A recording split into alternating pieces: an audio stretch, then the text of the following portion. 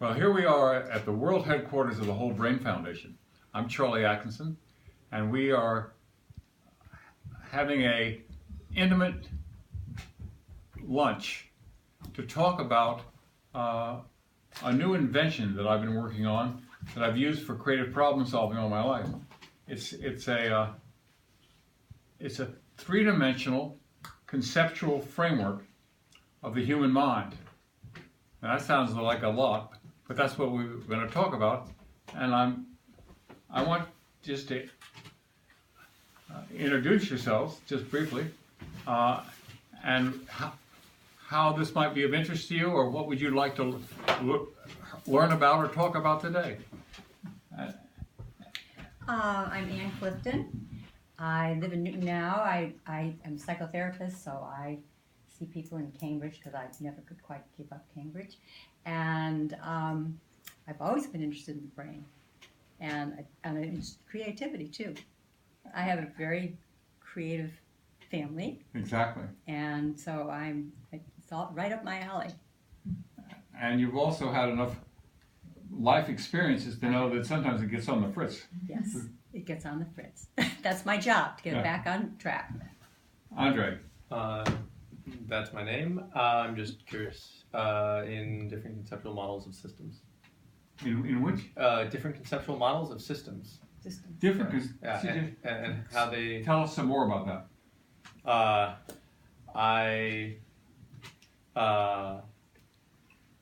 Discovering patterns feels is like puzzle solving, and that feels good. Really? Well, we'll get more about that, Andre. That is absolutely perfect. Good job, Brooke. Sam. I'm Sam. I studied philosophy in college, but I'm applying to grad school in psychology. I'm interested in the intersection of philosophy and psychology, specifically moral psychology, but like any kind of psychology is pretty interesting to me. And yeah, I was just told about this event. I thought it was cool, so I showed up. So philosophy and psychology and the integration of the two. Exactly. My name is Ralph Gar. I'm an engineer at Involution Studios. I talked to Charlie a couple days ago at a conference, and he told me there was going to be a room full of people figuring out how the brain works, so I thought that might be a good place to...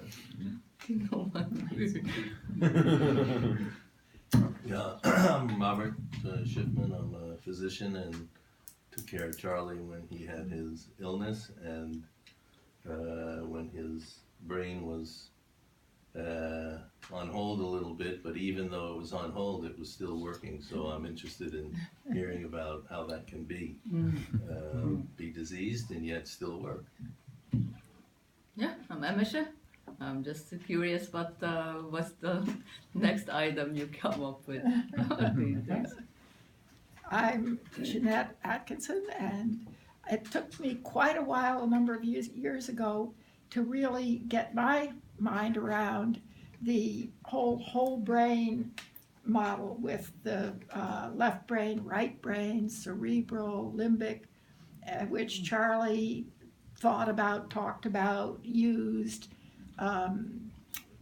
understood groups of people through and so forth. And once I got the idea, I did buy into it, and I realized that I provide a lot of the left brain gaps that our friend Charlie leaves untended every once in a while. My severe left brain deficit, fatal almost, fatally flawed. How the whole brain framework sort of morphs into this three-dimensional thing is still way beyond me. Well, we're going to see what we can do today and get help from our guests in how to visualize it, because it's a conceptual framework. Our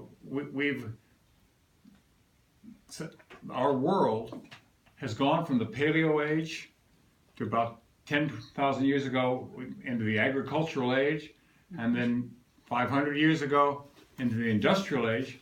And each of these ages is another level of organization of technology. And maybe 50 years ago, we really got into the digital age where, as we all know, God created humanity. and humanity created technology. Technology. And the technology that God created was trying to copy humanity and get it to do our bidding. Whether it was a sphere or a tool or a wheel or a bucket or a windmill, it was to do those things that we could not have to do ourselves. So now we are moving into the last, and these ages stick around; they don't stop. But we've moved maybe 10 years ago into the conceptual age, from the digital age, where we all have the experience that we're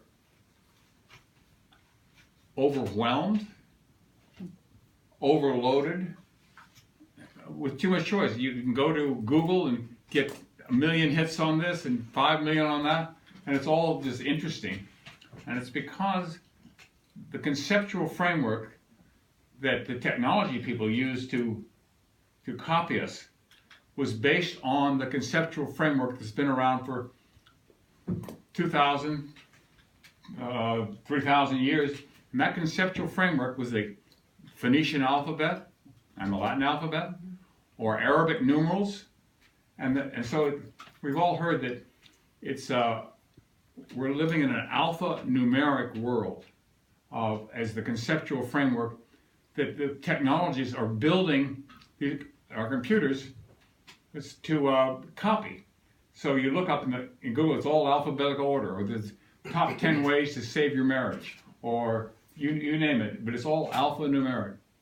And in fact, there's a new conceptual framework beyond alphanumeric, and that framework is based on the way that we've discovered that the brain really works, or at least it works in pattern recognition.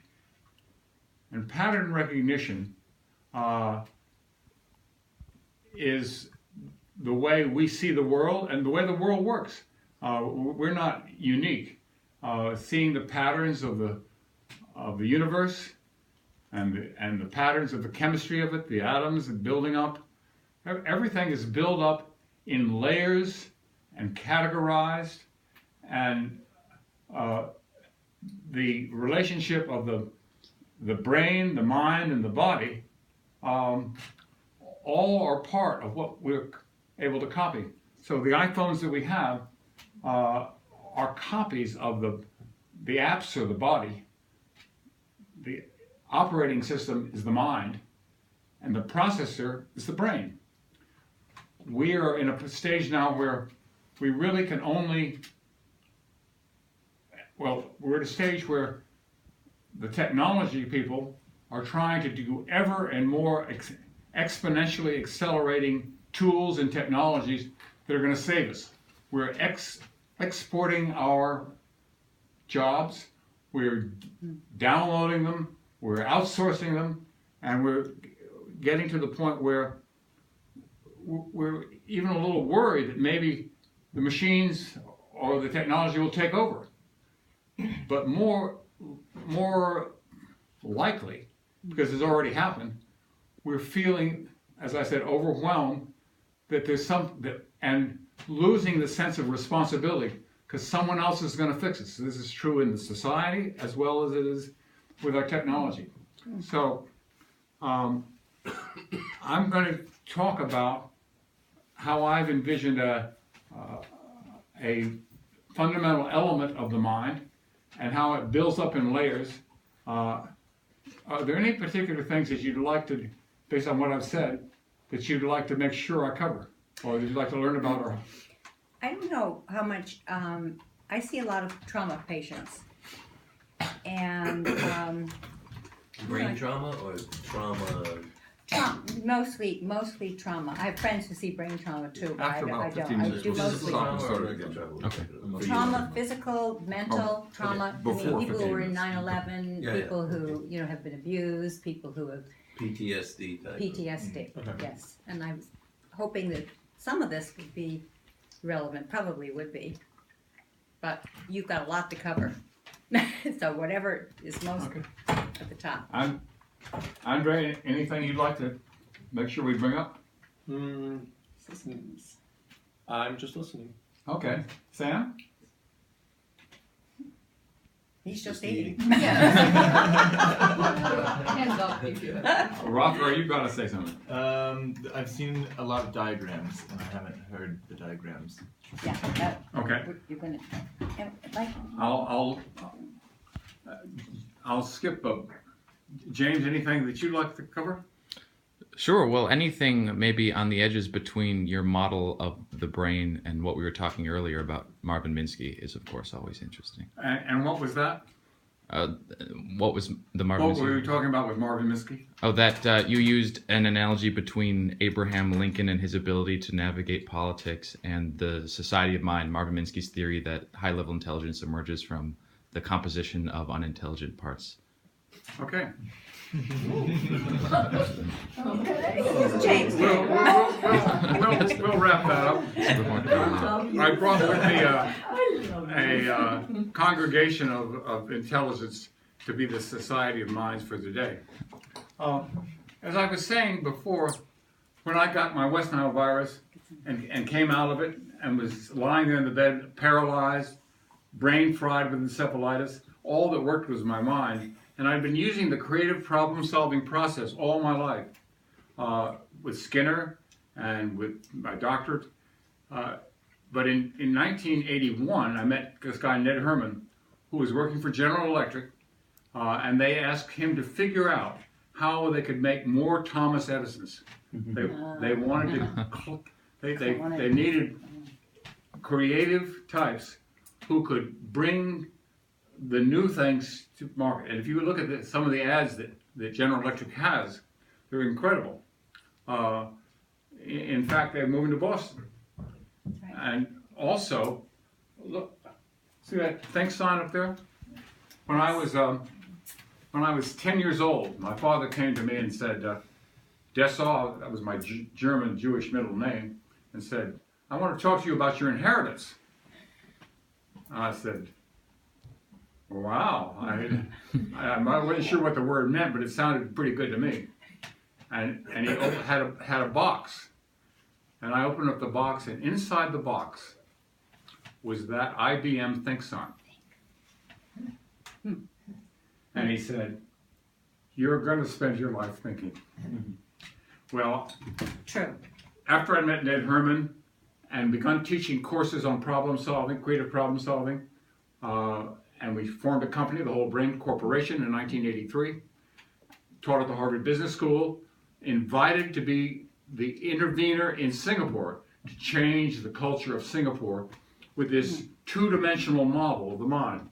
And the way Ned Herrmann had organized it was that using Roger Sperry, left brain to right brain, was, as I now believe, is the way of understanding humanity. And the other axis, from the limbic system up to the cerebral cortex, was a way of understanding knowledge and technology.